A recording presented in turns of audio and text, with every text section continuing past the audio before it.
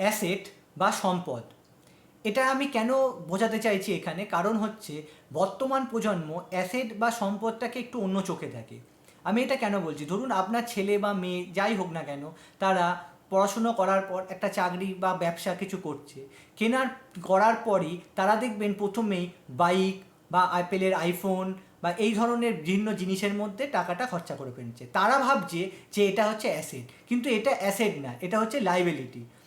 কেন আমি কথাটা বলছি, অ্যাসেট কোনটাকে বলে, যেটার মধ্যে আমি ইনভেস্ট করে সেখান থেকে কিছু আমি রিটার্ন পাবো, সেটাকে ইনভেস্ট বা ইনভেস্টমেন্ট যেটাই আপনি বলুন সেটা হয়। কিন্তু অ্যাপেলের আইফোন বা গাড়ি এগুলো থেকে কী আমি রিটার্ন পাবো? এটা তো আমার শখ।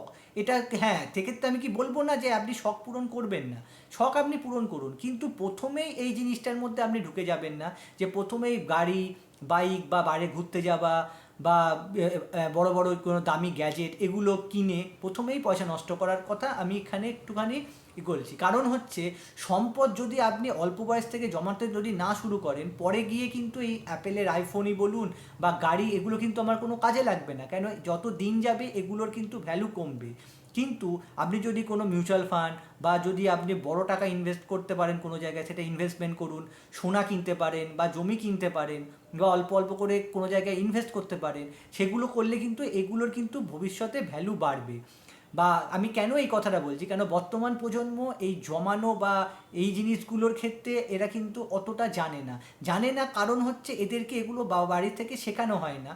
সেই কারণে এরা জানে না, বা এরা এখন যে পারিপার্শ্বিক পরিবেশ পড়েছে, লোককে লোক দেখানো, যে আমি অ্যাপেলের ফোন নিয়ে ঘুরবো, লোকে আমার দিকে তাকাবে, বা আমি দামি বাইক নিয়ে ঘুরবো, লোকে আমাকে দেখবে, লোকে এগুলোকেই সম্পদ মনে করে। এগুলো কিন্তু সম্পদ না, এগুলো কিন্তু লাইবিলিটি।